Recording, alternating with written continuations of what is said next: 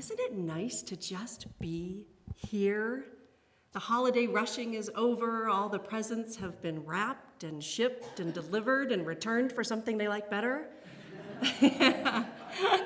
You are at this very moment here, not in a line of traffic trying to get into Aspen, or worse, fearing for your life as you try to cross the street in downtown Aspen this morning. We're here. And for some of you, I think you might actually be escaping your visiting family members who are sleeping in this morning or off for an early ski run. And some of you might even be celebrating that your family members are already on an airplane, safe and sound on their way home. There's nothing like the holidays to create a little family stress and to remind us of grudges and old hurts and things that through the years have been both said and unsaid. And I'm making light a little bit and completely stereotyping family holiday time, of course, because I do know that some of us completely cherish this family time together with these precious people. And some of us would give anything to have family members back who are no longer living. And some of us have had to make hard choices and not be together during the holidays for self-preservation. Holidays bring it all to light, I know.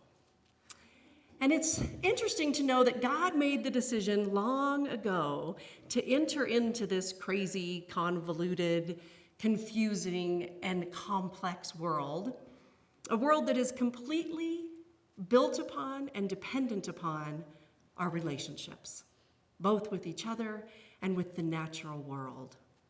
And God entered into all of that chaos in order to teach us how to do it better.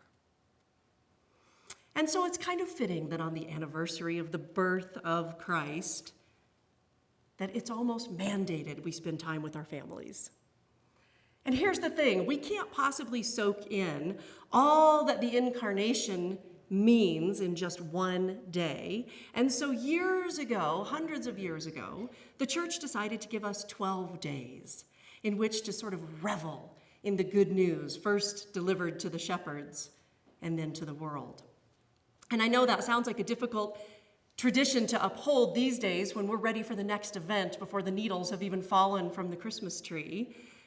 But I'm hopeful that we can take this Sunday, at least, this first Sunday of Christmas, to continue the celebration and the contemplation of what it means that God entered into the world as a newborn babe in Bethlehem. You see, the nativity is a once-for-all eternity event, but the incarnation is an ongoing process of our human salvation. We don't really celebrate Christ's birthday so much as we celebrate the miracle of God made flesh, the miracle of God having inserted himself into the world for us, such that nothing was ever the same again. And that takes time to process. So we get 12 days. So let's begin with this. In leading us towards salvation, leading us toward lives that matter, the most important thing that Jesus taught is love. But we also know that it ain't always easy to love people. And so the second most important thing Jesus talked about was forgiveness.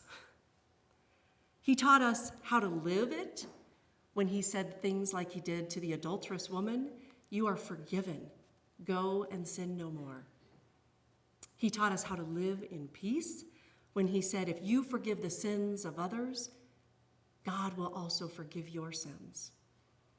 He taught us how to pray when he said, "Forgive us our trespasses as we forgive those who trespass against us." And he taught us how to live with grace and humility when he said, "Forgive them, Father. They know not what they do." He even taught us that in our human frailty, family relationships are, of course, going to be fraught with challenges, surprises, upheaval, crisis, pain, and a little discord. In the gospel reading this morning, Luke's point, of course, is directing our attention to the divinity of Christ.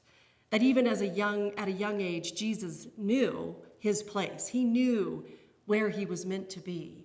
And there was an urgency about his mission and his ministry. But that scene that we heard this morning in the Gospel of Luke also gives us a glimpse of his very human family. In literary terms, this scene would be sort of the exposition of the plot. A child gone missing, his frantic mother, an argument, some misunderstanding, a boy on the brink of manhood trying to assert himself as he makes his way in the world and also trying to appease his mother at the same time. It's in the backdrop of the story that we see the opportunities for forgiveness that abound even in our own families, in all relationships. And the first step in forgiveness is the willingness to forgive. Just like in love, the first step is the willingness to open up to love. Forgiveness is our ability, our capacity for selective remembering. We can choose to hold on to negative feelings, or we can choose to be at peace. Forgiveness is not about the other person. Forgiveness is always about finding our way back to peace. I think some of the most beautiful stories on earth are the ones of people who've experienced deep hurts and betrayals, and yet at the end of a life can sit with one another in that sacred space of just having let it all go. Selective remembering. But maybe we don't need to wait that long. It is possible for us to have the experience of the miracle of forgiveness without necessitating an end-of-life scenario.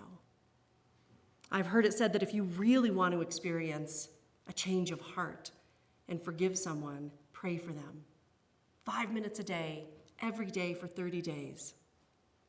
The Apostle Paul would agree. He wrote in the book of Romans, "Dear friends, never take revenge. Leave that to the righteous anger of God. Instead, if your enemy is hungry, feed him. If your enemy is thirsty, give him something to drink."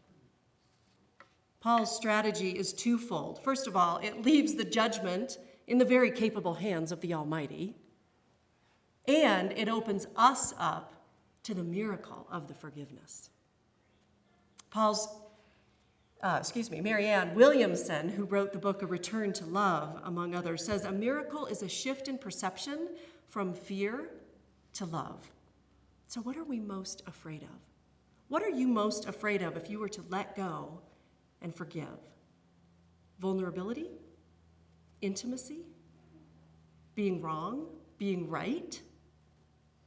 I don't even think we have to name the fear necessarily, but simply shift our perception from that of being afraid of something or someone to loving someone. It's an invitation to a miracle. God doesn't want us to be living disappointed, depressed, holding on to grudges and hurt and envy and judgment, not for a minute. But how can God get through? How can love get through if we're locked in our own internal armor? And that's what it is. If I'm holding on to a hurt and not forgiving someone, then my heart is locked. And if my heart's locked, then I'm deflecting anything good that might be able to get in. If you need another reason to forgive, look at the news these days. Look at the way people treat one another. Look at the divide that exists between people of different nations, religions, policymakers, because we can't find our way to some sort of peaceful conflict resolution. Angry people cannot create world peace. Forgive them, Father, they know not what they do. I don't know about you, but I find it a heck of a lot easier to forgive someone when they know not what they do. But what about someone who's clearly at fault? What about someone who's clearly in the wrong, clearly behaving in ways that they know will hurt us? That's a lot harder to forgive. In some cases, of course, I know the best course of action is the safest course of action. There's no excuse for anybody ever to physically or emotionally abuse you. Jesus even stood between a woman and those who would stone her. Your protection always comes first. But when I think about forgiveness, I think about the pain of trying to hold on to my being right. We can be utterly and completely distracted by the need to save face. Professor Dumbledore, the great Harry Potter series, put it this way: people find it easier to forgive others for being wrong than for being right. Think about that. I also recall what it feels like to know when someone doesn't like me very much or doesn't approve of something that I've done. Try as I might to remember my mother's wisdom that you can't please all of the people all of the time, I still bristle when I think someone's against me.